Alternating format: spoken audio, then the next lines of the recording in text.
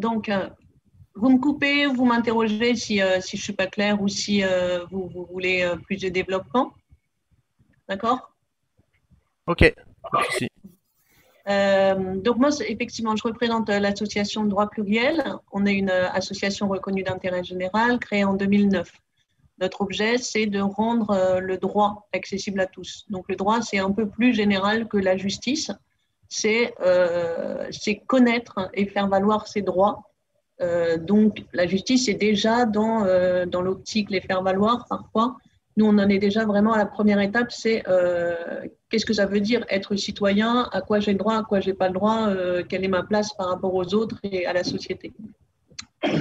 Donc, pour revenir sur la genèse de l'association, moi j'ai fait 10 ans de conseil juridique pour les sourds, donc en langue des signes, avant de créer cette association avec d'autres et de nous tourner vers toute forme de handicap. Et pourquoi? Parce qu'avec les sourds, en fait, je m'étais aperçue que les sourds n'avaient aucune connaissance de leurs droits, mais aucune. C'est-à-dire qu'ils ne savaient absolument pas si un employeur pouvait les congédier sur un signe de main en quelques minutes. Ils ne savaient pas du tout comment faire pour divorcer non plus parce qu'il n'y avait pas d'interprète, il n'y avait pas de texte avec l'obligation d'un interprète en langue des signes ou que ce soit. Donc, ils avaient absolument accès à rien. Connaître et faire valoir ses droits. Donc, l'accès aux droits, c'est reconnu comme un droit qui doit être gratuit. De connaître ses droits, en tout cas, l'accès aux droits, ça doit être gratuit. Mais le public des sourds avait été complètement oublié. Donc, c'était une population sans aucune connaissance de leurs droits. Et après, donc, je me suis dit, dans un premier temps, il faut travailler sur le public, leur permettre de connaître leurs droits. Et en même temps, allant vers les professionnels, je me suis rendu compte que le frein, il était vraiment à double niveau. C'est-à-dire que côté professionnel, les réponses, c'était il y a des associations pour s'occuper d'eux. Nous, on ne s'occupe pas de ça. Et donc, je me suis dit, il y a vraiment un double travail à faire vers le public et vers les professionnels. Donc, je pense qu'il faut toujours garder ce prisme-là. Parce que le but, c'est créer la rencontre, la permettre, la faciliter, que le handicap ne soit pas un obstacle dans cette rencontre-là. Et donc, il faut vraiment travailler sur les deux versants. Alors après, en 2009, on crée Droit Pluriel parce que finalement, on arrive vite à la conclusion que le problème, ce n'est pas la surdité, mais c'est que finalement, toute situation de handicap partage ce constat-là de difficulté, voire impossibilité pour connaître ses droits et grosses difficultés côté professionnel qui n'ont pas compris aujourd'hui que ce public-là, c'est leur public, c'est le public en général. Donc, là-dessus, nous, le premier projet qu'on a mis en place, ça a été de faire de la formation, une sensibilisation générale. Donc, on s'est associé avec le défenseur des droits, donc c'était tout bon à l'époque, parce qu'on a commencé ça en 2015, et on a créé, en mettant autour de la table le défenseur des droits, mais aussi les magistrats, les avocats, les greffiers, les conciliateurs, les huissiers, le personnel d'accès aux droits. On les a fait tous travailler ensemble. On a fait un état des lieux de la situation. Donc, on a présenté au Sénat en 2018. État des lieux qu'on a pu rédiger à l'issue d'une enquête nationale. Donc, on a été voir partout, tout public concerné par tout type de handicap, tout professionnel de la justice, aussi des experts comme des interprètes en langue des signes, des experts psychiatriques, etc., des mandataires, des médecins. Enfin, on a vraiment été très, très large. Et on a fait un premier constat que donc je vous invite pour connaître à fond le sujet à consulter ce rapport-là qui s'appelle Rapport professionnel des droits et handicap. On a produit ce rapport qui disait en gros d'abord les personnes en situation de handicap ne vont pas vers les professionnels du droit. Donc ça, c'est le premier constat qu'on a pu dresser. Par exemple, dans le secteur de l'accès au droit, maison de justice, point d'accès au droit, etc., tout le monde nous a dit la même chose, c'est-à-dire des personnes handicapées, on n'en voit pas. Il n'y en a pas. Or, on sait aujourd'hui que le handicap, c'est la première cause de saisine du défenseur des droits. On sait qu'il s'agit d'une population plutôt précaire d'un point de vue économique, fragile. On sait que les violences faites aux femmes concernent beaucoup plus les femmes en situation de handicap que les femmes non concernées par le handicap. Donc, il y a ontologiquement aucune raison que ce public-là n'aille pas vers la connaissance du droit. Mais en tout cas, premier constat, ils ne sont pas dans les structures d'accès au droit et après, ils ne sont pas non plus en justice.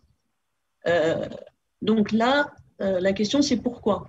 Donc la première réponse, c'est d'abord, comme le handicap, c'est une personne sur 6 aujourd'hui, d'abord, ils y sont plus que ce qu'on pense. Ils y sont, mais ils ne sont pas identifiés.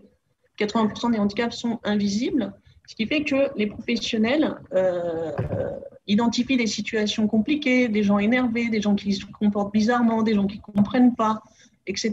Mais en fait, tout ça, c'est autant, très souvent, de situations de handicap. Donc ça, c'était le premier constat, c'est ignorance sur les situations de handicap.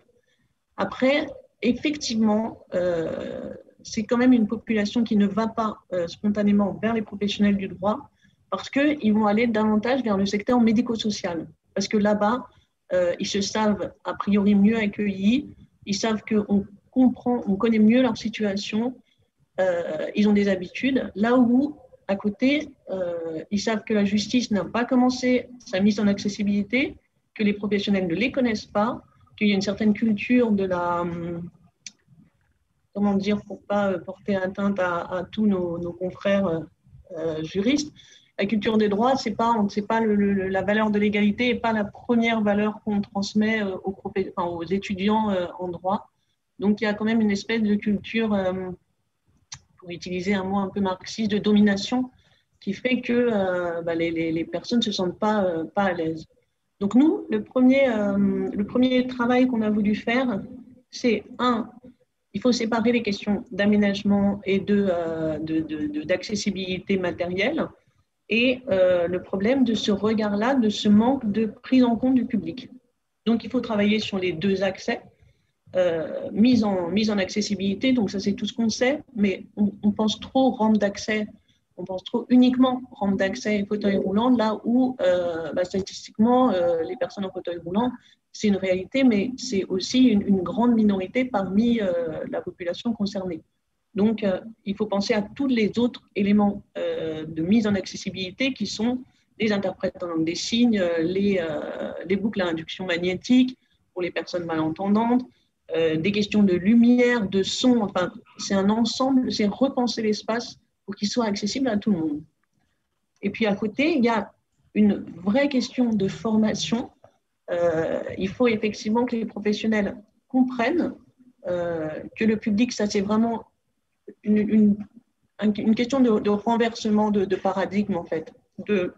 Nous, on parle vraiment de révolution culturelle, c'est-à-dire qu'il faut que les professionnels comprennent que leur public, c'est aussi ce public-là, qu'ils n'ont pas encore l'habitude de recevoir, qu'ils n'identifient pas toujours, mais c'est aussi se mettre à disposition, à l'écoute de ce public-là. Donc là-dessus, on propose des formations. Donc, dans le cadre de ce projet-là, qu'on a fait avec le Défenseur des droits, on a fait travailler tous les professionnels pour leur faire entendre cette urgence-là. On les a convaincus au bout de quelques mois, quelques années pour certains d'entre eux. Et ensemble, on a créé des outils pédagogiques qui vont permettre que dans tous ces cursus de professionnels du droit, il y ait un volet handicap. Donc, ils vont tous aborder ces questions-là. Maintenant, on s'est battu pour que ça soit plus que 2 heures, parce qu'ils voulaient que ça soit évoqué pour pouvoir soit correspondre à leurs règles intérieures, parce que ici et là avait été rajoutée une ligne disant qu'il faut d'une sensibilisation handicap. Nous, on disait en 2 heures, connaître l'ensemble des situations de handicap, comprendre l'ampleur du sujet, comprendre que c'est une révolution culturelle qu'il faut faire, qui va vous permettre de mesurer que le tout petit public que vous recevez, ce n'est pas la moitié de celui que vous devriez recevoir, que vous devriez comprendre. C'est plus que 2 heures, ça. Donc, on commence à mettre un pied dans cette action-là, mais c'est encore timide. Et on en est là aujourd'hui. C'est-à-dire qu'on va mettre en place toute cette formation-là avec tous les professionnels. Donc, on voit en face que ce n'est pas facile. Il faut les convaincre qu'on est une toute petite structure, nous. On est donc depuis 2009, aujourd'hui, on est 5 salariés. On reçoit une somme un peu symbolique, on va dire, des pouvoirs publics. Mais on peut s'interroger aujourd'hui sur ce point de comment ça se fait aujourd'hui que ce soit une toute petite association comme nous qui prenne en charge cet énorme chantier sans même un vrai partenariat de délégation de services publics, parce qu'il faut bien voir qu'il s'agit de ça, quoi, finalement. Donc ça, c'est le premier volet. Et puis, on s'aperçoit aussi, donc, sur le deuxième volet, que les personnes handicapées ne connaissent pas leurs droits et qu'elles n'ont pas d'interlocuteur pour les problèmes d'accessibilité matérielle, et puis parce qu'elles ne sont pas toujours très bien reçues et leurs problèmes ne sont pas toujours bien compris non plus. Donc là, on a mis en place aussi une permanence juridique accessible et gratuite. On répond par mail, par téléphone ou en langue des signes à toutes les personnes en France qui veulent nous saisir. Donc on a une soixantaine d'avocats sur le territoire qui sont bénévoles et qui répondent à tout ce public-là. Donc la question ce qui nous pose problème aujourd'hui, c'est quand même effectivement, on a le sentiment qu'on fait un peu le boulot d'un gouvernement, des politiques publiques, qu'on ne nous donne pas forcément les moyens de faire ça, qu'on en est encore à convaincre, alors aujourd'hui vous avez choisi d'aborder le thème de la justice, mais on s'aperçoit qu'on ne peut pas parler uniquement de ce sujet-là, que c'est l'ensemble des questions sociales qu'il faut revoir au prisme de cette accessibilité générale. Et voilà, on a un peu l'impression qu'on est dans un chantier colossal, une lutte énorme, et tout le monde nous félicite, c'est très bien ce qu'on fait, on est très reconnus. Ok, mais quels moyens on nous donne et quelles portes on nous ouvre aussi? Pourquoi il faut encore se battre pour que ça bouge, quoi? Donc, on a vraiment, vraiment besoin d'une prise en compte à l'échelle politique. Donc après, je pense que vous avez envie de réponses très concrètes. Quelles lois? Des lois sur la formation, c'est sûr. Des lois sur l'accessibilité matérielle, c'est sûr.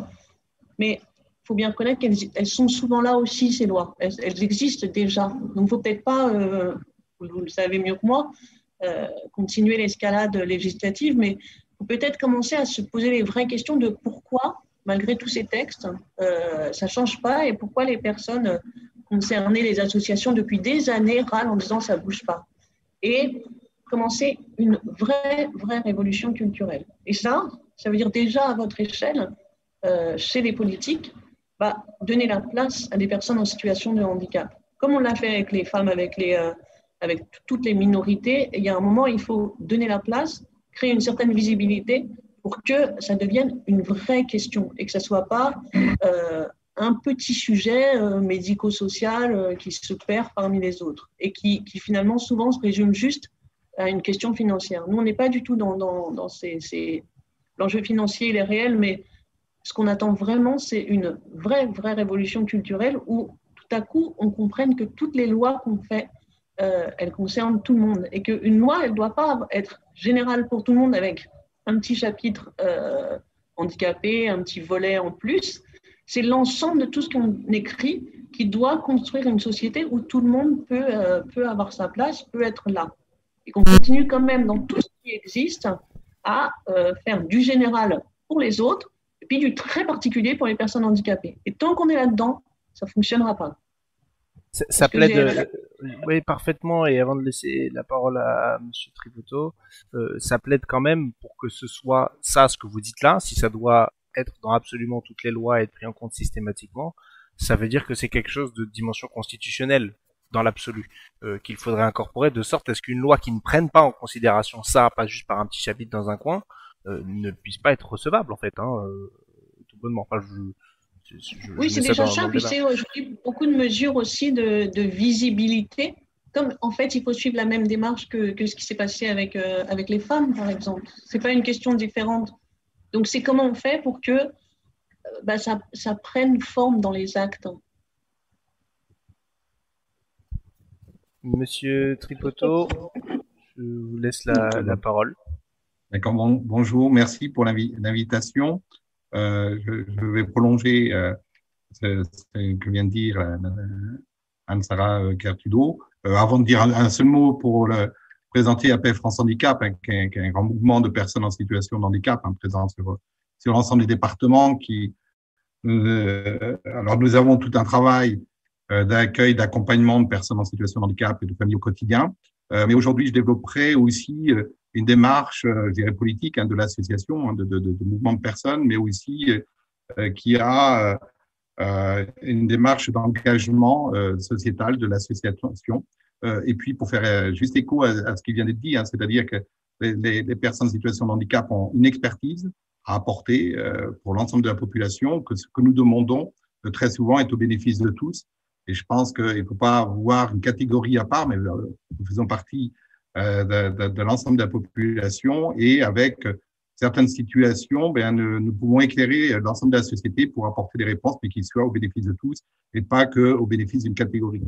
Et donc, on est bien là dans une approche sociétale et au travers de l'ensemble des lois et des textes, comment le sujet handicap peut être porté, mais de manière globale, comme on dit à certains moments aussi sur la question de l'écologie. C'est pas quelques-uns qui doivent y travailler, mais c'est vraiment l'ensemble de la société qui doit s'embarquer. Je pense qu'on est sur des sujets transversaux comme les femmes, l'écologie, la question des enfants. C'est vraiment une question qui doit être appréhendée par l'ensemble des politiques et dans l'ensemble des politiques publiques.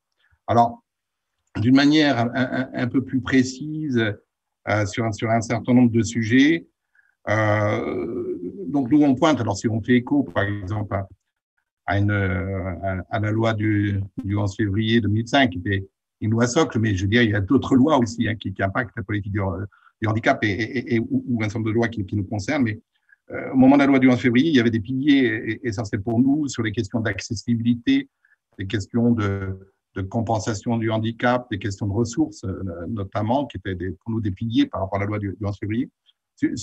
Sur l'accessibilité, on voit bien que lorsqu'on avait donné en 2005 un délai de 10 ans, donc 2015, pour rendre accessible un certain nombre d'établissements recevant du public existants, ou en 2015, on a encore prolongé de quelques années, et je crains qu'on nous dise aujourd'hui que, vu le contexte sanitaire, il y a un certain nombre d'acteurs qui ne pourront pas engager des travaux tout de suite. Donc, on a vraiment du retard qui se prolonge. Nous, alors d'une manière très pragmatique, nous avons demandé, on ne l'a pas obtenu, mais vous pouvez peut-être le porter de nouveau, mais c'est que dans le cadre du plan de relance, il y a aussi des questions de conditionnalité par rapport à l'accessibilité. Donc ça, c'est un levier qui pour nous permettrait de soutenir la mise en accessibilité d'un certain nombre de lieux qui ne le sont pas, mais qui pourraient peut-être le devenir dans quelques mois. On a tous vu pendant, et on le vit encore, l'impossibilité de pouvoir aller se déplacer, aller dans des lieux culturels, aller avec des amis dans des commerces, dans des bars. C'est aussi des difficultés que vivent les personnes en situation de handicap au quotidien, même quand on n'est pas en période de crise sanitaire. Donc, on a fait une campagne qui s'appelait « Maintenant, vous savez », ça veut dire vous savez ce que ça veut dire être aussi resté confiné chez soi, parce qu'on n'a pas forcément quelqu'un pour nous aider à sortir de chez soi, on n'a pas forcément, quand on sort de chez soi, des lieux accessibles, et donc un certain nombre de personnes en situation de handicap restent chez elles. Mais on voit bien que cet enjeu de vivre avec les autres, nous, un certain nombre de personnes le vivent au quotidien, mais ça concerne bien toute la société. Donc, voilà comment on permet le lien social pour tout le monde et pas qu'une catégorie. Et donc, les questions d'accessibilité sont des enjeux essentiels. En termes législatifs, on a vu aussi l'effet dévastateur de la loi Elan qui a réduit de 100% à 20% l'obligation de construction de logements neufs accessibles. Donc, pour nous, c'est une loi dévastatrice parce qu'elle renvoie un message donc à l'égard des personnes en situation de handicap que ne sont pas une priorité et que de fait, il faudra encore pendant de nombreuses années pour un certain nombre de personnes en situation de handicap pour accéder au logement. Et là aussi, on est bien dans une problématique de logement accessible pour tous, et pas que pour les personnes en situation de handicap, mais il y a cet élément aussi technique qui fait que on va limiter la construction de logements accessibles pour aujourd'hui et encore pour de nombreuses années. qu'on est sur… tout est lié sur la question de handicap, hein, qu'on touche à la question d'accessibilité, mais il y a aussi les questions, par exemple, d'aide humaine, d'aide technique. Hein, c'est ce qu'on appelle aussi le droit à compensation, le financement d'aide technique, d'aide humaine.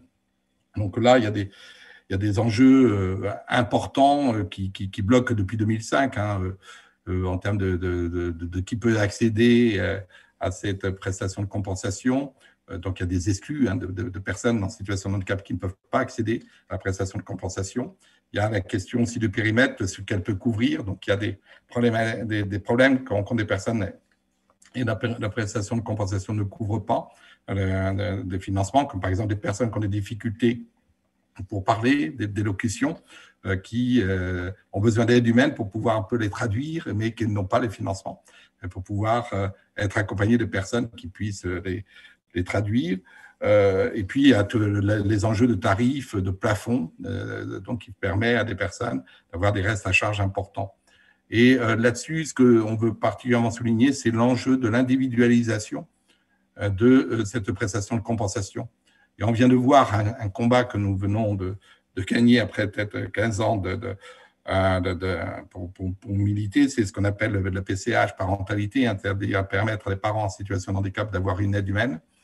Mais on est dans une logique de forfait d'1 heure par jour, alors que nous savons que certains parents en situation de handicap qui ont des jeunes enfants, eh bien, on peut avoir besoin de plusieurs heures d'aide humaine pour s'occuper de leurs enfants et donc ils sont limités aujourd'hui à 1 heure par jour. Donc là, ça, c'est quelque chose qu'on souhaite lever parce que c'est un accro au droit de compensation avec une approche individualisée. Donc là, il y a un point d'attention sur ce sujet.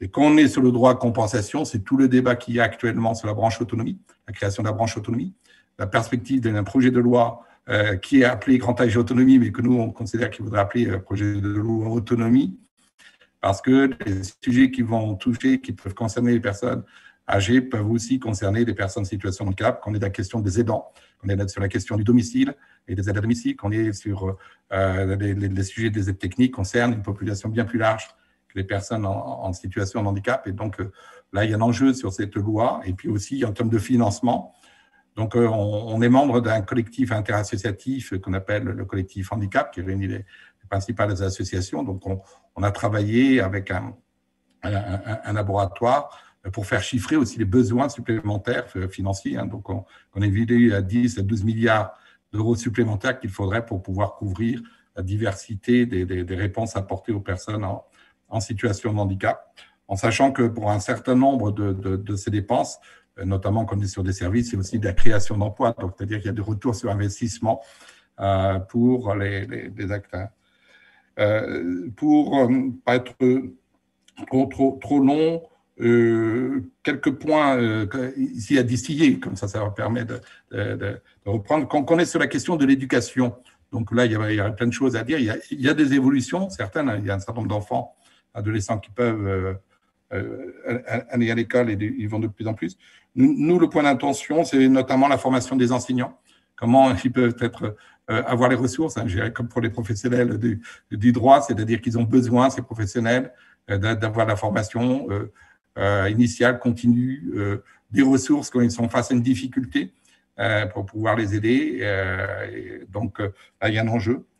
Quand on est sur la question de l'emploi, donc là, c'est toujours rappeler la réalité, hein, c'est 500 000 personnes en situation de handicap, 1,5 million de personnes qui sont au chômage, donc la durée est 2 fois plus longue que pour des personnes valides. Donc là, il y a un enjeu sur la question de l'emploi. Alors, qu'on se mobilise pour améliorer les ressources des personnes en situation de handicap, notamment par rapport à l'allocation adulte handicapé. On nous renvoie qu'il faudrait mettre une priorité à l'emploi, mais il y en a déjà 500 000 qui veulent aller à l'emploi et qui ne trouvent pas l'emploi. Et ceux qui sont bénéficiaires de l'AH et qui ont des faibles ressources ont du mal de toute façon à accéder à un emploi. Et certains ne peuvent pas accéder à un emploi du tout en raison de leur handicap ou de leur maladie. Donc là, il y a un enjeu aussi pour comment combiner ces enjeux de ressources pour les personnes en situation de handicap et comment un certain nombre peuvent accéder à l'emploi. On attire votre attention, c'est un débat qui a lieu actuellement au Parlement et bientôt au Sénat, qui a la question de l'individualisation de l'allocation adulte handicapé. Donc, l'Assemblée nationale a adopté un texte qui permet cette individualisation et ça repasse prochainement au Sénat. Donc, ça, c'est vraiment un combat pour dire aussi qu'une personne en situation de handicap ne puisse pas dépendre des ressources de ses conjoints. On peut aussi, il y a des liaisons qui sont faites à juste titre sur aussi la problématique des femmes en situation de handicap qui se retrouvent, donc ne peuvent pas bénéficier de l'AAH et complètement dépendantes de leur mari. Et donc, il y a aussi des conséquences en termes de violence à leur égard. On a des témoignages dans ce sens. Pour terminer, donc, sur l'année 2021, alors ça dépassera le mois de juin, mais c'est des enjeux. C'est une démarche d'abord interassociative. C'est une réclamation collective qu'on a faite devant le Comité des droits sociaux du Conseil de l'Europe. Et donc là, on a attaqué, donc cette réclamation est engagée depuis 3 ans, mais cette réclamation devrait être présentée au tribunal en septembre ou octobre prochain, et avoir l'avis du Conseil de l'Europe, considérant que pour un certain nombre de nos associations qui portent cette réclamation collective au niveau européen, je sais que la France ne respecte pas la Charte des droits sociaux et notamment pour les personnes en situation de handicap. Un autre rendez-vous qui sera important, c'est donc l'audition de la France par le Comité des droits des personnes handicapées de l'ONU au regard de la Convention internationale relative aux droits des personnes handicapées. Donc, ça sera aussi cet automne.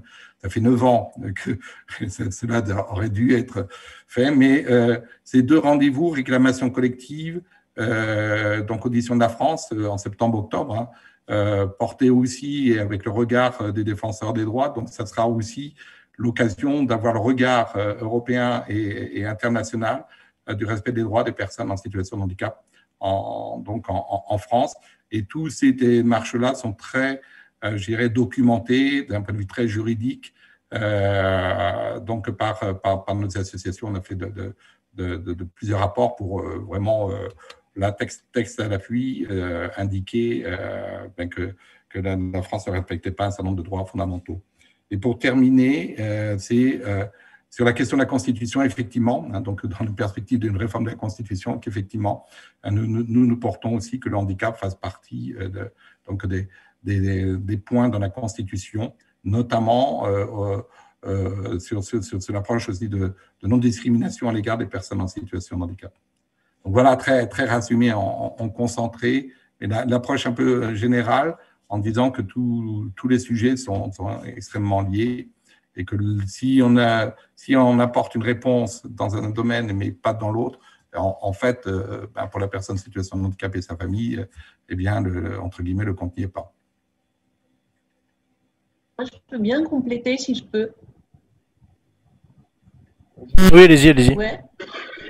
Je voulais vous dire, moi je suis moins technique que Patrice, mais il est évident qu'on partage les mêmes combats, qu'on partage les mêmes valeurs et que dans l'ensemble de toutes ces centaines, milliers d'associations qui travaillent sur le handicap, on partage la même volonté d'égalité. Donc il n'y a pas de doute là-dessus et vous l'entendez depuis des années. Après, nous, il nous est arrivé quelque chose il n'y a pas longtemps que je trouve tellement parlant, c'est que on a mis en place les commandos de l'accessibilité. En fait, on a un nouveau palais de justice à Paris qui est tout neuf, il sort de terre. Donc, on ne peut pas nous dire, bah oui, mais il n'est pas accessible parce que, l'ancienneté des bâtiments, etc. Il est tout neuf. Et nous, on a été contactés par plein d'avocats en situation de handicap, aveugles, en fauteuil, malentendants, etc., qui nous disent qu'il y a des gros problèmes d'accessibilité. On a interpellé le président du TGI en lui disant « Bon, manifestement, votre tribunal, il y a des problèmes ». Il n'a pas répondu, donc on en est venu à cette action un peu coup de poing. On est arrivé avec la presse et tous ces avocats en fauteuil, aveugles, etc. Et on a montré ici et là tous les points qui bloquaient sur l'accessibilité. Et la réponse du président, ça a été un courrier par lequel on nous a répondu. Alors, ce n'est pas un homme, hein, c'est la présidence du tribunal, donc c'est les professionnels du droit, quoi. Et ils nous répondent nous sommes aux normes. Donc, il n'y a pas de problème parce que nous respectons la loi. Et je pense qu'il est là le vrai problème. On a les lois, elles sont là.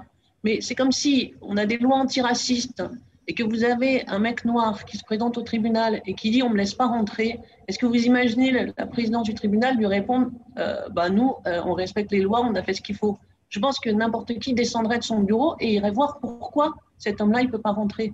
Mais les personnes handicapées, on ne descend pas du bureau pour voir pourquoi. Donc aujourd'hui, toutes ces lois, elles existent, mais elles sont vues comme des espèces de contraintes. Il faut cocher les cases et on est quitte, quoi. Donc on n'est pas dans un combat qui est bien placé. Il ne faut pas que ça soit ça le combat. Le combat, c'est vraiment, alors je me répète peut-être un peu, mais c'est une révolution culturelle pour que les normes, elles sont là que pour aider à l'égalité. Elles ne sont pas une fin en soi. Oui, merci beaucoup pour vos interventions. C'est vrai que nous, on part de l'approche qui est celle de notre commission, la commission des lois, et donc tout ce qui a rapport à la question de la justice, mais ce que vous avez évoqué sur l'accès au droit et le rapport avec les professionnels du droit est particulièrement éclairant, et c'était important de le souligner, mais bien entendu que c'est une question transversale, et je pense que ce que vous dites sur la question de la révolution culturelle, alors c'est des mots qui sont des fois un peu utilisés à tort à travers, mais de penser la loi, de penser le droit et penser les politiques publiques surtout de manière inclusive, c'est-à-dire qu'on les pense avec l'idée que tout le monde doit pouvoir être accueilli, usagé et pouvoir faire usage en fait de l'ensemble des services. Je pense que c'est effectivement important, et c'est pour ça que la dimension constitutionnelle aussi, dans le débat constitutionnel, nous on porte l'idée d'une constituante, mais plus largement, c'est aussi peut-être à ce niveau-là, ce qui veut dire qu'il y a aussi des choses qu'on peut écrire et affiner dans le droit constitutionnel pour donner cette règle générale. Moi, j'avais deux points sur lesquels je voulais vous interpeller. J'ai entendu, et je pense que c'est assez général. On a fait d'autres auditions sur d'autres sujets, mais sur la question de la lutte contre les discriminations en particulier, la question de la formation des professionnels en plus. Là, les professionnels du droit, c'est particulièrement frappant, mais elle est énorme en fait. C'est un gros boulot. Mais ce que vous disiez sur le fait que vous vous retrouvez à faire le travail que devrait faire en fait l'État en termes de politique publique. Est-ce que vous pourriez préciser, parce que ça veut dire quoi en fait? Pour vous, vous évoquez la question par exemple d'une délégation de service public, au moins ne serait-ce que pour reconnaître en fait et encadrer et donner les moyens pour faire ce que vous faites, mais quel serait pour vous en fait, qu'est-ce que par exemple le secrétariat d'État aujourd'hui ne fait pas et devrait faire et qui vous incombe à vous et qui vous semble être une charge supplémentaire entre guillemets, alors que vous pourriez vous occuper d'autre chose. Est-ce que vous pourriez peut-être préciser ça? Et ma deuxième question porte sur le droit anti-discrimination, parce que moi, c'est un axe sur lequel je travaille, sur l'idée que est-ce qu'on ne devrait pas changer la question du droit contre les discriminations en retournant un peu la charge de la preuve, c'est-à-dire puisque tous les textes affirment l'égalité des droits pour tous, est-ce que ça ne devrait pas être les personnes qui manquent à ces devoirs qui devraient en fait prouver du fait qu'ils ont bien en fait qu'ils n'ont pas discriminé, plutôt que les personnes victimes qui devraient prouver qu'elles sont victimes de discrimination. Là, c'est plus une réflexion de la philosophie du droit en général. Est-ce que vous, dans votre secteur, sur la question des discriminations aux personnes en situation de handicap, est-ce que ça vous semble intéressant comme piste à creuser dans la philosophie du droit et de la loi en matière de droit antidiscrimination? Je ne sais pas si c'était clair. Ouais. Sur votre première question, en fait, nous très précisément, je pense que notre interlocuteur, ça n'a rien à voir avec le secrétariat d'État en charge des personnes handicapées. Moi, je vous parle de justice. Donc, pour moi, l'interlocuteur, c'est le ministre de la Justice. C'est lui qui doit s'intéresser à ce que sa justice elle soit accessible à tout le monde. Donc, le secrétariat d'État, il devrait s'occuper d'autres questions. Mais je ne vois pas du tout pourquoi on me renvoie vers le secrétariat d'État quand je vous parle de justice.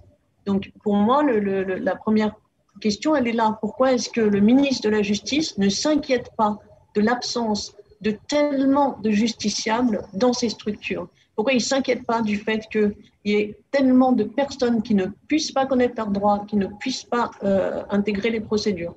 Donc ça, d'un point de vue politique, je pense que c'est le premier point à régler. Si le ministre de la Justice, si le ministère prend ça à bras-le-corps, alors déjà politiquement, ça va être des changements à tous les niveaux, en fait. Partout, ça va se mettre en place. Donc on renvoie ça au secrétariat d'État qui, vous le savez, n'a aucun budget, qui essaye de faire ce qu'elle peut, la pauvre Sophie Cluzel, enfin, elle est renvoyée dans ses cordes systématiquement. C'est à chacun des ministres de s'emparer de cette question-là. Ce n'est pas une petite question à part. Et la renvoyer au secrétariat d'État, c'est à nouveau reproduire ça. Donc moi, ministre de la Justice, si vous voulez, si j'ai une justice qui est accessible qu'aux hommes et que les femmes ne peuvent pas connaître et faire valoir leurs droits, je me dis que je ne fais pas mon boulot, quoi. Donc la première chose, c'est que le ministère de la Justice prenne ça à bras-le-corps. Donc, ça veut dire aussi débloquer les fonds nécessaires pour mettre en place l'accessibilité, pour mettre en place des permanences juridiques qui puissent répondre à tout le monde comme on le fait nous. Et sur le second volet de votre question, aujourd'hui, nous, on sait emparer de cette question-là. On a mis autour de la table tous les professionnels, on a sollicité le défenseur des droits, on a fait tout ce boulot-là. On est très heureux de l'avoir fait et c'était une expérience merveilleuse, mais en même temps, c'est étonnant de voir quelque part leur apprendre les bases de leur travail, qui sont dire le droit, défendre les citoyens, etc. On a l'impression que c'est comme si ce n'était pas intégré au départ de leur culture. Donc, politiquement, il y a un vrai souci à ce niveau-là. Et après, puisqu'on l'a pris en charge à titre militant, que c'est notre boulot à temps plein, qu'on bosse comme des dingues pour faire ça, on se dit aussi, dis donc, ça coûte pas cher à la nation pour l'instant. Et alors, évidemment, on répond à une goutte d'eau dans l'océan, mais c'est tellement une personne sur 6 qui est en dehors de ses droits et on est 5 salariés pour répondre à toutes les questions juridiques en langue des signes, etc. C'est bizarre, quoi. Enfin, vous voyez, donc financièrement, nous, on essaye de survivre et on va voir le ministère de la Justice et on argumente pendant des heures pour avoir des 10 000 balles, quoi. Donc, on se dit, il y a quelque chose qui ne va pas à ce niveau-là, on n'est pas entendu. Donc, que ça revienne à une association comme nous de le faire, c'est peut-être pas mal. C'est un autre sujet. Est-ce que ça devrait être en interne? Est-ce que ça doit être externalisé? Je ne sais pas.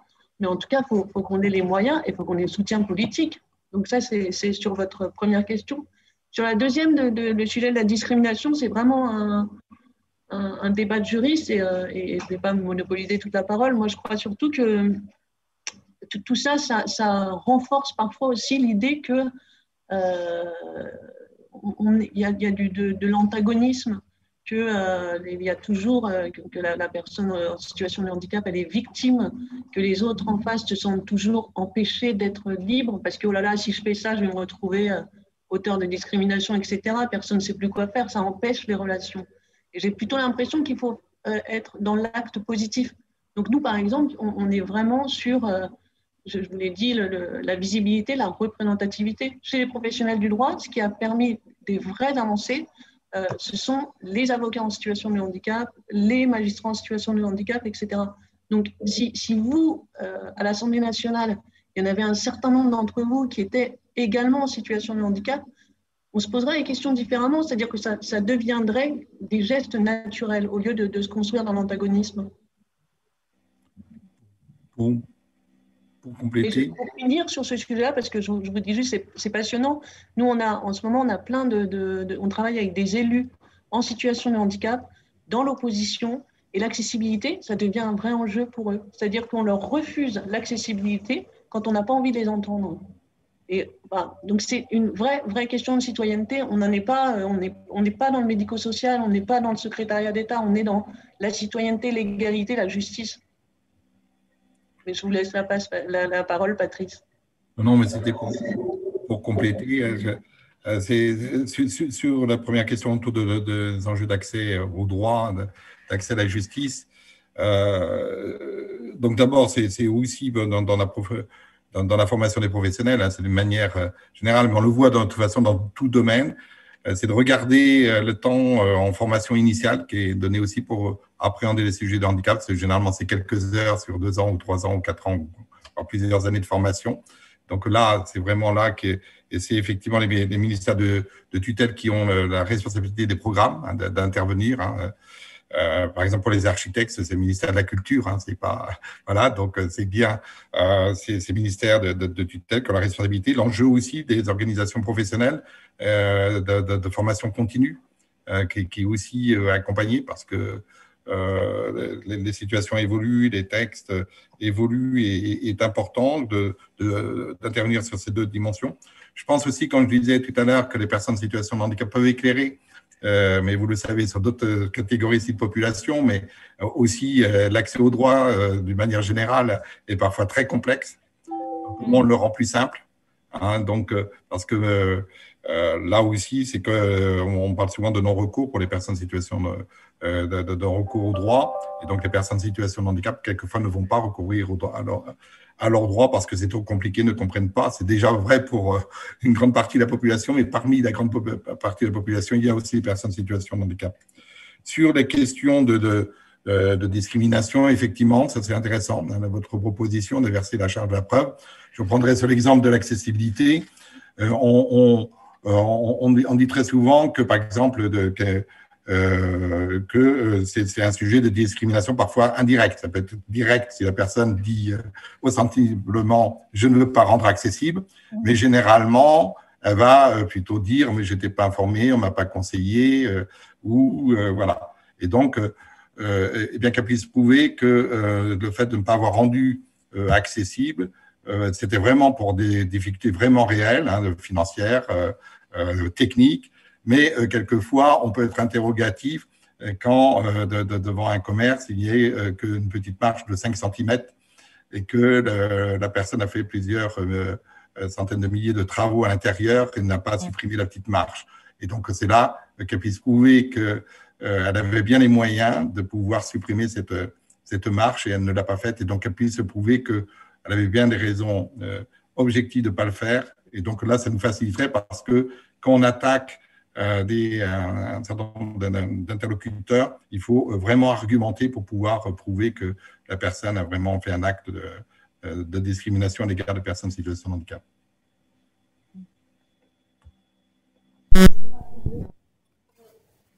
Ce que je note quand même, c'est qu'il y a quand même beaucoup de difficultés qui sont du domaine finalement réglementaire dans la mise en œuvre concrète d'un tout un tas de dispositions. On parlait des normes des bâtiments tout à l'heure. C'est du réglementaire, c'est pas du domaine de la loi. La loi, elle dit que ça doit être accessible. Alors bien sûr, il faudra revenir en arrière sur la dernière loi, sur la question du logement 100% accessible qui est devenu, que ce soit, c'est quoi, je sais plus le terme qu'ils ont utilisé, se dire que finalement, c'est beaucoup du domaine réglementaire et de la bonne volonté. Alors, est-ce que la question finalement des normes et des moyens, ça pose pas la question du positionnement justement politique, de où est-ce que se situe l'interministérialité, parce qu'on parlait tout à l'heure Sophie Cluzel qui est secrétaire d'État, enfin c'est elle a pas de moyens, pas de budget, etc., mais elle est positionnée auprès du Premier ministre, c'est censé être son boulot de faire en sorte que chaque ministre dans son couloir fasse bien ce qu'il doit faire, quoi. Et qu'est-ce qui dysfonctionne selon vous, et où est-ce qu'il serait le plus efficace de mettre des moyens? La perspective dans laquelle on se situe, c'est demain on arrive au pouvoir, comment sur un temps relativement court on peut radicalement changer le quotidien de toutes celles et tous ceux qui se sentent discriminés et pour lesquels l'accès à la justice en particulier, mais dans la société en général, est complexe.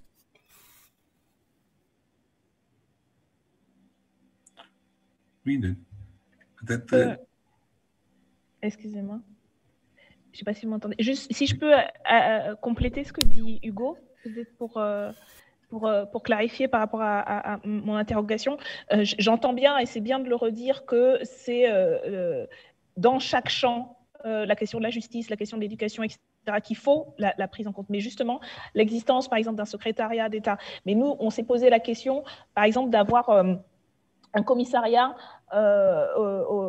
pour l'égalité de lutte contre les discriminations qui serait aussi chargé une question qu'on a déjà eue sur la question de la lutte contre le sexisme, etc., pour l'égalité des droits hommes-femmes, la lutte contre toutes les formes de discrimination raciste. La question, c'est, ça peut être les deux, mais du coup, de quoi il y a besoin, par exemple, aujourd'hui, pour un vrai travail interministériel, ce qu'on se disait, par exemple, c'est qu'il n'y a pas d'administration. Il y a des secrétariats, mais qui n'ont pas en fait de fonctionnaires, etc., et qui n'ont pas les moyens et qui n'ont pas les budgets. Donc, il y a cette question-là de l'interministériel pour rendre cohérent aussi le travail dans chaque champ, en fait, que ce ne soit pas simplement fait en silo et qu'y compris les secteurs où c'est le plus avancé, ben, ça serve aussi à d'autres. Donc, pour aller dans le sens de ce que disait Hugo et peut-être clarifier ce que je demandais tout à l'heure, c'est voilà, comment vous imaginez, vous pouvez imaginer, et on peut imaginer ensemble, en fait, une meilleure articulation du travail de la mise en œuvre des politiques publiques à partir des outils étatiques, type voilà, un secrétariat d'État ou simplement sur le handicap ou plus largement sur la lutte anti-immigration et pour l'égalité, et avec un travail dans les autres champs.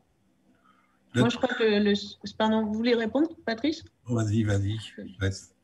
Moi, je crois que le secrétariat d'État aux personnes handicapées, ça remonte au siècle passé, ce genre de truc. Donc, si vous voulez, quand il y a un moment, on a compris que le secrétariat d'État aux femmes aussi, c'était d'un goût discutable. C'est la même chose, quoi. Secrétariat d'État aux Noirs, ça répond pas à la question, c'est qu'on a mal posé le problème si on se retrouve avec ça. Donc, il y a un truc qui existe là déjà, qui s'appelle le Conseil consultatif national des personnes handicapées. Donc, on en est membres tous les deux là. Et ça, c'est pas mal. C'est-à-dire que c'est partant de l'idée oh là là, sur le handicap, on est quand même très, très, très en retard. On a quand même beaucoup, beaucoup à apprendre. Donc, on a mis en place, à côté de l'Assemblée nationale d'ailleurs, une sorte d'assemblée consultative où on est censé vous donner un retour sur tous les textes en travaux concernant les questions du handicap. C'est-à-dire qu'on ne regarde pas que les textes qui traitent du handicap. Normalement, on regarde tous les textes et on voit comment on les reçoit au regard du handicap. Le principe est bien, mais qu'est-ce qu'on voit dans la pratique? On est tous bénévoles. Je ne sais pas si vous êtes tous bénévoles à l'Assemblée nationale, mais nous, on est tous bénévoles, on fait le même boulot, on est tous en situation de handicap, donc ça nous demande souvent beaucoup plus de travail. On n'est pas payé sur les personnes qui doivent nous aider pour lire, pour écrire, pour nous déplacer. On est consulté, si vous voulez, à titre bénévole, c'est consultatif, donc les heures qu'on passe à bosser sur les textes de loi, de temps en temps, on ne sait même pas si c'est regardé ou si c'est pas jeté à la poubelle. Bon, donc là, on a une instance qui pourrait être intéressante, à condition qu'elle ne soit pas faite juste pour le symbole, quoi. Donc, si vous donnez à cette instance-là, par exemple, des vrais moyens d'agir et une vraie écoute, alors là, ouais, on a quelque chose d'intéressant dans le dispositif démocratique. Sur l'approche, vous avez dit que beaucoup de nos sujets sont réglementaires, mais peut-être aussi il faudrait revoir comment on appréhende au Parlement hein, quand il y a des textes de loi, parce que très souvent, quand on intervient sur les textes de loi, les ministères nous répondent qu'un certain nombre de sujets que l'on pose sont de l'ordre réglementaire. Et donc, quand vous appréhendez, vous avez des textes, mais vous n'avez pas le réglementaire et nous non plus. Et donc, si on était dans une logique européenne, c'est-à-dire que quand il y a un texte de loi, ce n'est pas que le projet de loi, mais c'est un paquet qui englobe l'ensemble des données, ce qui permet, certes, il y a des données qui doivent être dans la dimension réglementaire, mais très souvent, on n'a pas la vue globale. Et donc là, ça c'est en termes de pilotage politique, ça serait important d'abord aussi pour les parlementaires, y compris avec les questions budgétaires, mais qui est vraiment la vue de l'ensemble, parce que ça nous est nécessaire pour donner un avis et apporter notre expertise, quel que soit c'est sur le levier législatif, réglementaire ou budgétaire. Et donc là, ça c'est pour nous un enjeu. Il est difficile, oui, effectivement, d'avoir un secrétariat d'État parce que de toute façon, en fonction des sujets, c'est les administrations centrales et aucun ministre ne peut avoir sur l'ensemble des ministères une autorité. Je pense que très souvent, ce qu'il faut penser, c'est qu'il y ait par contre une parole politique forte du président de la République, du Premier ministre et régulier sur un certain nombre d'enjeux qui impulsent, mais très souvent aussi, on a vu qu'il y avait des dispositions qui pouvaient être prises en faveur des personnes en situation de handicap, mais qui n'étaient pas accompagnées. Ou parfois, il y a des dispositifs qui sont pris en compte pour l'ensemble des populations, mais on a oublié les personnes en situation de handicap. Donc, voilà. Et donc, c'est comment on accompagne une politique publique avec des moyens ou d'incitation. Parce qu'on parle de l'accessibilité. Pendant des années, on a dit, mais on comprend que des petits commerçants, des petites communes rurales auront du mal à rendre accessible avec plusieurs dizaines de milliers d'euros de dépenses. Il faudrait avoir un dispositif d'incitation et d'accompagnement. Donc, c'est plutôt une manière de faire, de porter les sujets, mais aussi au sein du Parlement, que ce soit des sujets de débat plus réguliers. Normalement, à la fin de chaque conférence nationale du handicap, il devrait être remis un rapport au Parlement et le Parlement peut, s'il le souhaite, décider d'avoir un débat. C'est aussi le rôle de l'évaluation des politiques publiques, mais ça peut être un mécanisme qui permet régulièrement, donc on a assisté il y a quelques années à des débats au Parlement qui étaient vraiment, on fait un point pour avoir cette vision à partir d'un rapport fait par le gouvernement, donc ce dispositif. Je suis plus interrogatif par rapport au rôle du Conseil national consultatif des personnes handicapées, parce que pour nous, il est devenu un espace où il y a beaucoup de monde, mais c'est aussi une instance dont le président et ses membres sont nommés par le gouvernement. Donc, ce qui limite aussi son rôle d'indépendance. Et nous disons souvent que le CNCPH n'est pas le représentant de la société civile, parce que déjà, dans les textes, en fait, il est nommé par le gouvernement, ce qui fait que certains avis sont parfois ne représentent pas l'avis, notamment des associations représentatives des personnes handicapées. Je vais juste faire un petit point à la fois, peut-être pour vous préciser, nous, notre vécu de parlementaire, et puis parce que je vois que j'ai des questions sur Facebook et sur YouTube, où les gens se disent, mais de quoi vous parlez quand vous parlez réglementaire, pour clarifier un certain nombre de bricoles, parce qu'on parle entre connaisseurs, là, connaisseuses et connaisseurs. Le réglementaire, c'est ce qui est à la main du ministre de prendre ses décisions dans son ministère, de décliner la loi. Et donc c'est lui qui prend la décision sans demander à personne. Et le seul moyen que nous, on a, comme parlementaire, de vérifier que la loi a bien été appliquée, c'est-à-dire que les décrets ont été faits de sorte à ce que ça soit concret et réel, la mise en œuvre des politiques publiques, c'est effectivement l'évaluation. Alors nos prérogatives de contrôle, il y a les questions au gouvernement, mais toute personne normalement constituée qui a regardé les questions au gouvernement se dit que ce n'est pas une activité de contrôle. Au pire, ça peut être sympathique à regarder, des joutes verbales, mais c'est pas vrai, on contrôle pas le gouvernement comme ça. Il y a les semaines de contrôle, pareil, franchement, c'est pas satisfaisant du tout. C'est une sorte de QAG sans qu'il y ait personne dans le public, grosso modo. Donc ça va pas non plus. Et sur l'évaluation des politiques publiques, qui est une mission qui a été dévolue formellement à l'Assemblée nationale et au Sénat par la modification de la Constitution de 2008, nous concrètement, comment ça se traduit à l'Assemblée? Il y a le comité d'évaluation et de contrôle des politiques publiques, dont je suis membre pour le groupe parlementaire de la France Insoumise, et on a le droit à, sur 5 ans, nous en tant que groupe France Insoumise, par exemple, à un sujet sur lequel on va faire un rapport. Moi, je l'ai demandé sur la question des moyens mis en œuvre dans le cadre de la lutte contre la délinquance économique et financière, c'est-à-dire quels moyens on met en œuvre là-dessus. Et en fait, on a 3 administrateurs de l'Assemblée qui travaillent avec nous pendant 4-5 mois, et après on rend un rapport et fin de l'histoire. Et donc la question de la temporalité du temps, parce qu'on peut pas faire des rapports d'évaluation dans tous les domaines tout le temps en permanence.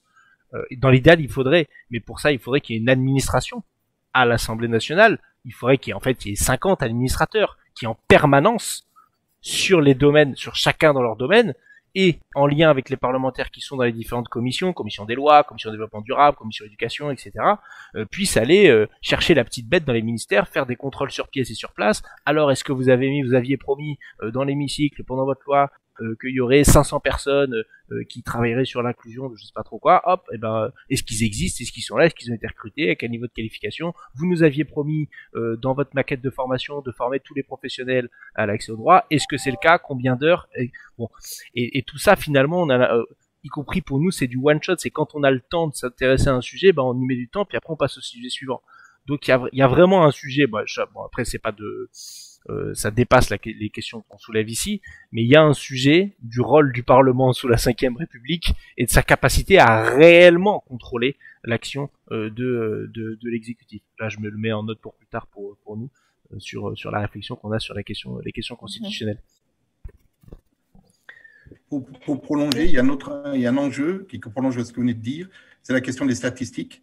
Et donc, concernant le handicap, hein, c'est aussi une problématique internationale, c'est inclus dans la Convention internationale relative aux droits des personnes handicapées, c'est-à-dire que les États, très souvent, et notamment la France, n'a pas suffisamment de données sur les personnes en situation de handicap. Donc, de fait, très souvent, les politiques publiques naviguent à vue. Nous, nous pouvons étayer nos arguments par des sondages, mais on nous renvoie très souvent qu'il faudrait une étude. Et donc, pendant un temps, on va passer parfois 2 ou 3 ans pour étudier une situation, pour essayer de recueillir des données, mais elles sont partielles et pendant ce temps, on perd 3 ans. Et donc, rejoindre ce que vous dites, eh bien, les parlementaires, s'ils pouvaient aussi bénéficier de données sur les problématiques rencontrées par les personnes en situation de handicap, ça permettrait d'enrichir la réflexion. Et donc ça c'est une vraie lacune que l'on dénonce, y compris dans le cadre de l'examen de la France, la Convention internationale relative aux droits des personnes handicapées. C'est vraiment un droit que nous devons avoir.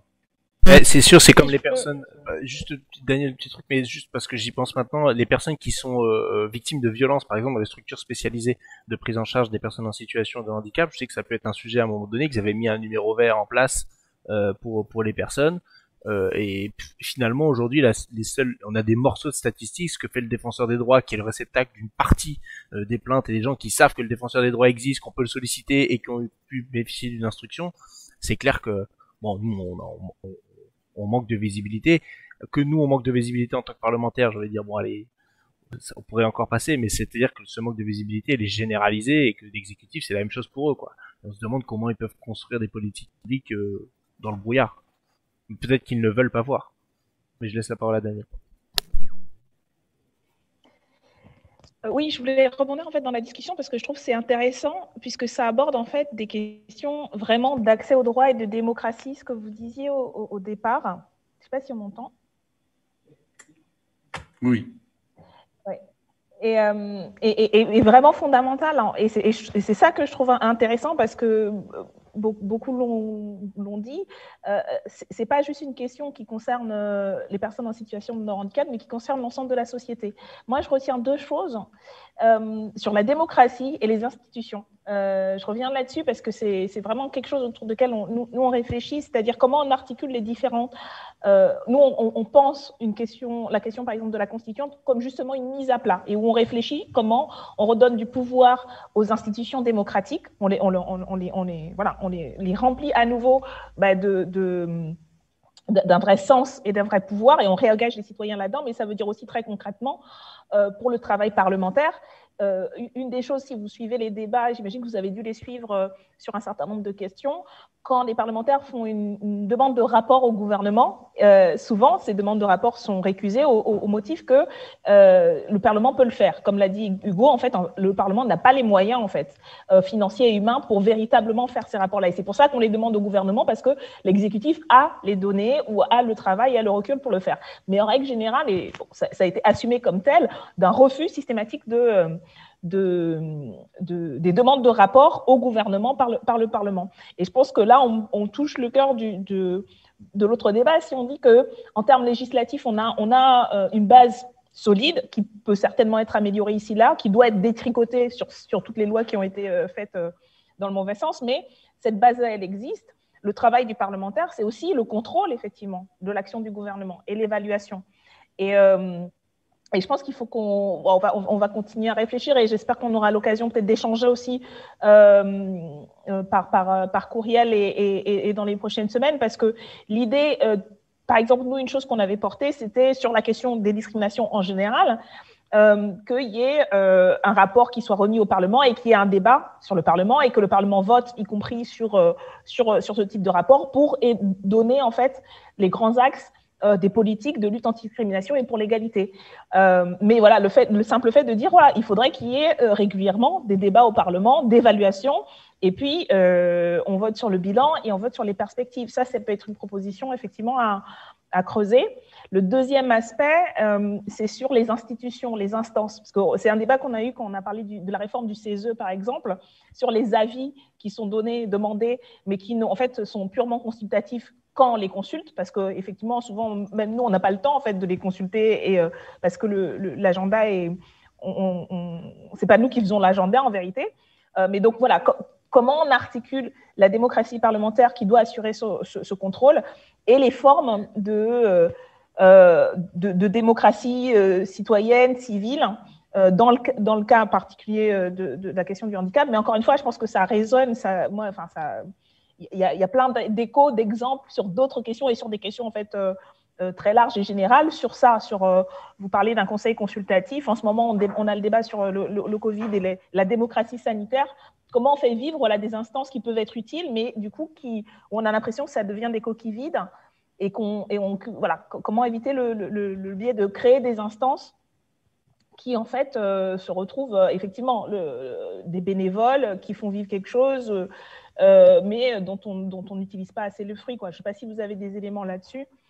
Et peut-être dernier point, excusez-moi, je pense qu'on ne va pas tarder à finir, mais juste quelque chose que je mets dans la réflexion par rapport aux défenseurs des droits. C'est devenu une référence. Je pense que c'est plutôt positif parce que c'est devenu une référence. Là aussi, comment vous voyez les périmètres des uns et des autres et les moyens qui doivent être alloués, peut-être plus en fait de moyens, par exemple de contrôle et d'investigation. C'était aussi une proposition que nous faisions, d'avoir par exemple des inspecteurs de légalité et qui puissent avoir des prérogatives plus importantes. Voilà, je vous envoie tout ça un peu dans la discussion, mais c'est vraiment très, très, très intéressant parce que ça suscite plein de réflexions, en tout cas de même. Nous, sur le défenseur des droits, on a extrêmement bien travaillé avec lui parce que c'est grâce à son autorité qu'on a réussi à faire travailler tous les professionnels de la justice ensemble sur la question de l'accessibilité. Donc, on a vraiment bénéficié de son appui. Après, avec le recul, on s'aperçoit aussi que c'est très dépendant des personnes sur qui on tombe à l'intérieur et qu'effectivement, ça vaut peut-être le coup de réfléchir. Nous, on a fait un montage très innovant en fait avec le défenseur. Donc, le défenseur qui accompagne une association aussi près dans un projet d'ampleur comme ça, c'était très nouveau pour eux. Et on n'en a pas encore tiré le bilan, mais je trouve que là, ils ont bien, le défenseur a bien répondu à son rôle, c'est-à-dire se dire, bon, bah, nous, on a détecté telle forme de discrimination, telle situation, il y a des associations, des structures qui proposent des solutions, on fait travailler de manière transversale, transdisciplinaire tout le monde. Est-ce que c'est dans son rôle ou pas? Est-ce qu'il faut repenser toute cette institution pour qu'elle ait peut-être plus ce rôle-là de moteur des réformes sociales? Je ne sais pas. Enfin, nous, c'est tout nouveau là, ce partenariat, c'est la première fois. Donc, c'est tôt pour en tirer les fruits, mais on s'est aperçu en tout cas qu'il a à la fois cette neutralité, cette autorité, et que c'est un vrai plus pour faire avancer les choses.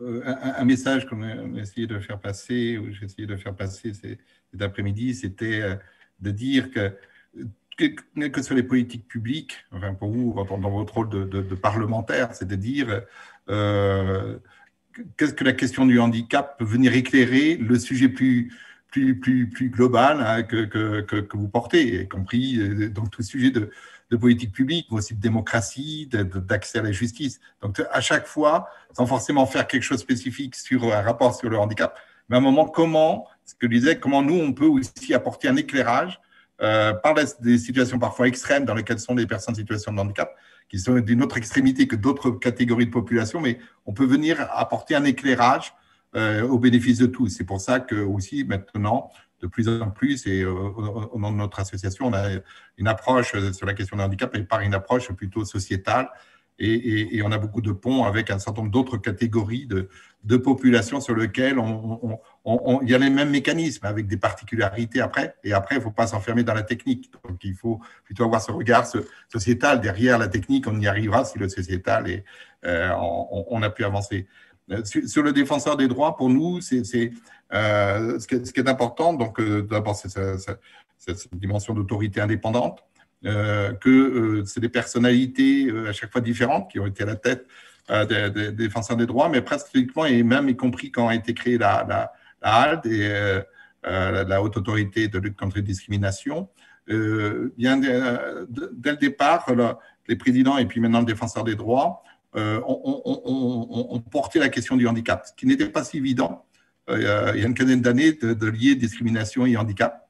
Ce n'était pas si évident dans l'approche qu'on avait autour de ce terme. Et aujourd'hui, eh bien, on fait vraiment partie de cette dimension. Et donc, le défenseur des droits a toute sa place et qui est à nos côtés sur un certain nombre de combats et apporte un éclairage donc sur nos sujets. Mais et donc, on est régulièrement, je dirais presque au quotidien, en contact avec le défenseur des droits et qui nous permet aussi, sur un certain nombre de sujets, le lier avec d'autres catégories de population. Donc, c'est pour nous, ça s'articule bien avec le rôle je dirais, de gouvernement, d'un parlement. Il y a le rôle du CESE, on va voir comment il peut demain, dans une nouvelle organisation, porter des sujets.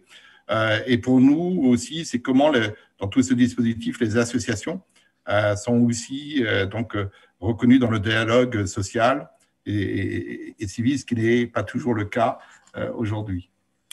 Oui, puis après, il y a aussi quelque chose qui est en train de se jouer. Tout le secteur associatif, on est en train de vivre la même chose. C'est-à-dire qu'on parle de moins en moins de handicap, on parle de plus en plus d'inclusion. Moi, j'ai pas envie d'être personne handicapée parce que rien que le mot, c'est tellement négatif. Nous, on a fait tout un travail sur la sémantique. Handicap, c'est encore défini comme une infériorité dans le dictionnaire et c'est comme ça que ça résonne dans la tête de tout le monde. Donc, je pense qu'il faut faire des politiques publiques sur l'inclusion. C'est-à-dire que le projet, c'est une société où tout le monde a sa place.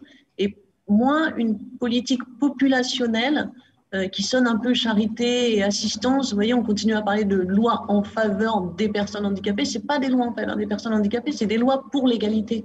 Donc, tant qu'on est dans cette sémantique-là aussi, ça draine encore des valeurs qui sont sans doute dépassées. Aujourd'hui, on est vraiment sur l'inclusion, l'empowerment et des valeurs beaucoup plus universelles qui recoupent, comme disait Patrice, tous les publics.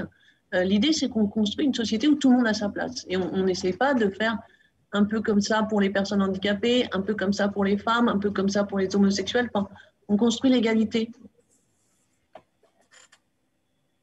Eh bien, nous allons vers la conclusion de cet échange. Merci de tous vos propos et vos explications et vos éclairages sur ces sujets-là. Moi, personnellement, je suis beaucoup plus à l'aise à parler d'égalité que de loi en faveur des personnes en situation de handicap, donc ça va très bien, parce que je trouve que c'est ça en plus l'objectif politique réel, hein, il est celui-là, et quand on part de ça, effectivement, ça devient, et ça on revient à les grands principes qui ont été déclarés dans la Déclaration des droits de l'homme et qui sont sur le frontispice de nos bâtiments, liberté, égalité, fraternité. Quand c'est une vraie boussole politique pour tout un chacun, c'est facile de le décliner. Et il y a tellement de passerelles avec d'autres sujets où on voit que des gens sont exclus, mis à l'écart pour plein de raisons, que c'est des politiques d'intérêt général et d'égalité qu'il faut mettre en œuvre, c'est clair. Je sais pas si vous voulez rajouter une dernière petite chose avant qu'on ne se quitte, ou si on en reste là, c'est comme vous voulez. Moi, je veux bien juste vous dire que je pense que c'est super qu'on travaille ensemble, c'est super qu'on se nourrisse, enfin voilà, nous on est ouvert à ce genre de démarche. On espère que ça va vous servir et que ça va nourrir votre travail. Oui, parce qu'après, on en revient sur la technique. On disait tout à l'heure, une fois qu'on est tous d'accord, c'est la technique qui doit suivre. Bon, ben, il faut quand même faire la technique. Donc, ça va être aussi le travail de nos cabinets parlementaires, de notre groupe, de mettre en musique ce qu'on s'est raconté là et sur les différentes dimensions.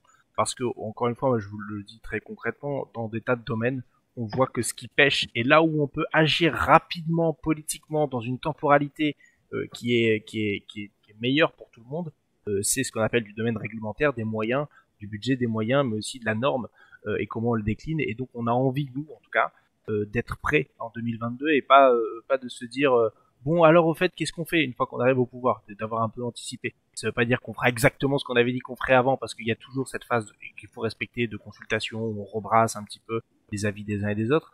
N'empêche qu'avoir une version de travail sur la table, c'est quand même un peu plus efficace. Donc effectivement, là, pour ceux qui nous regardent et pour vous-même, notre objectif, c'est d'arriver en juin à une proposition de loi qu'on met sur la table. Mais entre les deux, il y aura une phase où on va faire une sorte d'avant-projet de loi, comme si on était le gouvernement, qu'on vous communiquera. Et donc, si vous avez à ce moment-là des amendements à nous transmettre sur notre propre texte, ce sera avec grand plaisir pour parachever le travail. Ok. Merci à vous. Bah, merci beaucoup. Merci à vous. À bientôt. Merci beaucoup. C'était vraiment très utile et intéressant. Et donc, on reste en contact. Merci. Merci à vous. Bonne journée. Bonne journée. Au revoir, Patrice. Au revoir. Comme ça.